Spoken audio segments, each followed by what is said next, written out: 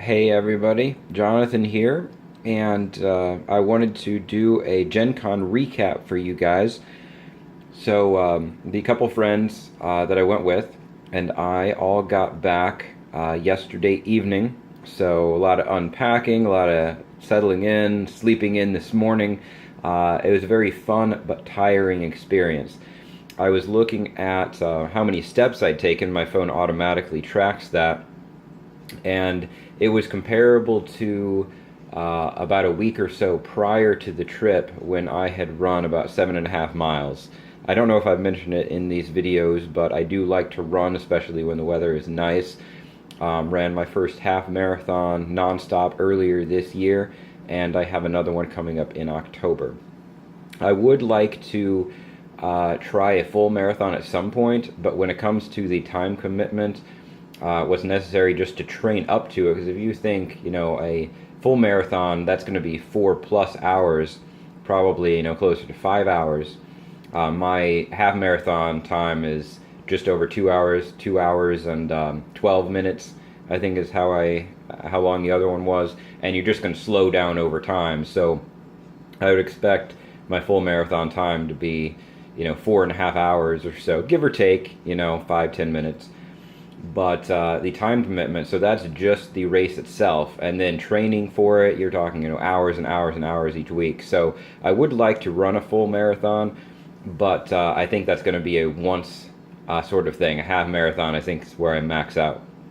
But anyway, the number of steps taken per day, well, on Saturday, which was the day I had the most steps, was comparable to a regular day for me, plus a 7.5 mile run. So if that gives you any indication as how much walking there was and how tired we all were, you can use that to judge. So anyway, we did a lot of stuff. We got to try out a Star Trek virtual reality simulator with a PS4 setup. Myself and two of my friends did that, so we were all crew on the ship.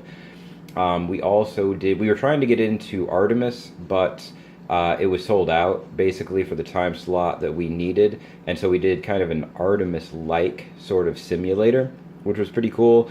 And of course, they have a giant game hall where you just walk around and look at stuff and demo. Bought a couple things there. Not Battleship Galaxies, but I do have that, and I'll get into how I acquired that in a couple minutes.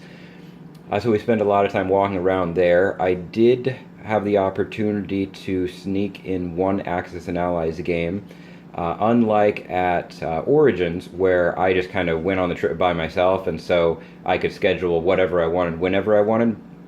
This trip to Gen Con, I went with a few friends, and so there were a lot of individual things we wanted to do, a lot of group things we wanted to do, so I did only have time for one Axis and Allies match. It was a 1914, and I did end up playing as the Allies, so I was not able to try out my new Central Power strategy, so I will create a video on that here very shortly to walk you guys through that, what I like about it, what I think is kind of questionable, and where I see it potentially succeeding, and what I would do as the Allies if I start seeing it form up to try and defeat it. But I don't want any video to get excessively long, so I'm going to make that a separate video. Alright, so moving on. Oh, actually, another quick note about that. So I was I was paired up with somebody that I didn't know for the game of 1914, and this was somebody who was somewhat familiar with Axis and Allies, it seemed, but not really familiar with 1914. And so for me, in addition to wanting to play the game, it was also very important to make sure this other person had a good time, because I've been on both sides of it. It's never any fun if you don't know what's going on and somebody's just telling you, oh, do this, do that, and even moving around your pieces for you.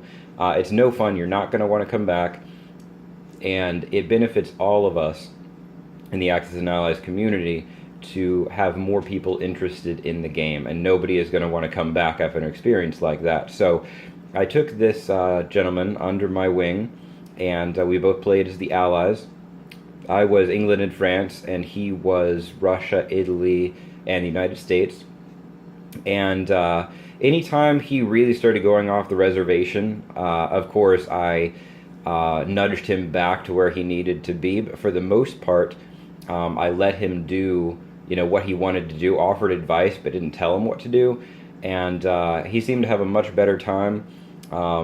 That was my observation. And then in conversations with him afterwards, he'd played a game the day before and had struggled with it because he felt, and I wasn't there for the game, so I'm not saying whether this was true or not, but his perception was that he didn't really know what was going on and was not being taught well. And so in conversations with him afterwards, he did seem to have a much better time with it, and he said that he felt like he was contributing more to that game. So that was good. So I'd call that a win.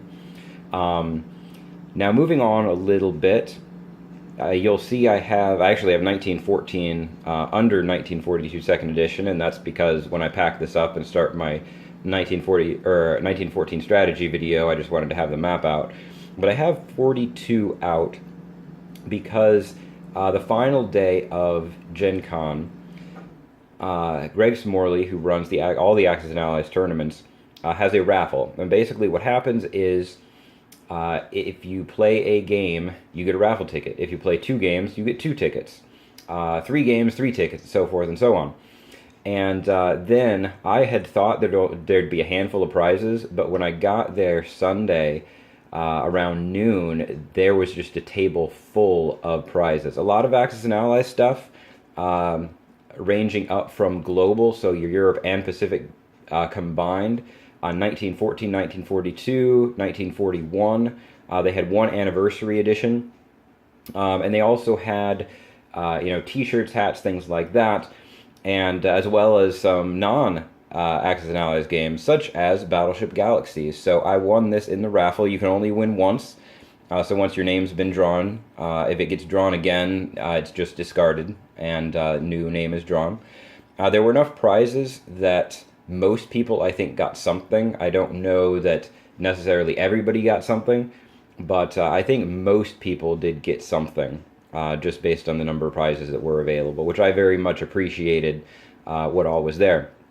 So I've never played Battleship Galaxies before, but I am looking forward to giving it a try. If it does lean more on the strategic side, I might make a video just devoted to it once I learn how to play. If it's not as strategic, I'm sure I will still enjoy playing it, but I might not make a video. It just depends. It does look like it's a lot more in-depth than just the regular Battleship that I remember growing up on. It seems like it's a totally different type of game. But I'll get into that, and we'll see. So, as I was standing at the raffle amongst the other Axis and Allies players, I was talking to somebody, and then somebody walked up to us and said, "Hey, do you make YouTube videos?" And I'm like, yeah, I do. And so long story short, turns out that this guy hadn't played a lot of Axis and Allies. Obviously, he was familiar with the game, but hadn't played a lot. And he had entered in the 1942 second edition tournament, not the reason for the map being out here, and he had come in second place from that. So he walked me through how a couple of his games went. Very interesting. But he said that he had learned a lot from my videos and that he thinks that it helped him. How much it helped him, it's hard to say. I didn't see his games, but he felt so, and that's always nice to hear people getting benefit out of these videos. That's why I make them, in addition to just enjoying the game and wanting to share what I know. So I was very appreciative that he shared that with me, and I'm glad that he found success from reviewing my videos, and I want to congratulate him for that. He said that he is a subscriber, but not so much a poster. He's welcome to post whenever he wants, or to not. That's his discretion. But I know he's out there, and I want to congratulate him on his near victory. I believe it was 4 rounds that they played, so he won 3 rounds and then lost in the final round, which is pretty impressive. So congratulations to him for that, and I hope the rest of you also find value in these videos. That is all that I wanted to share at this point about Gen Con. If I think of something else, I'll add it as an addendum to my 1914 strategy video that I'll try to get posted here shortly. All right, have a good one, everybody.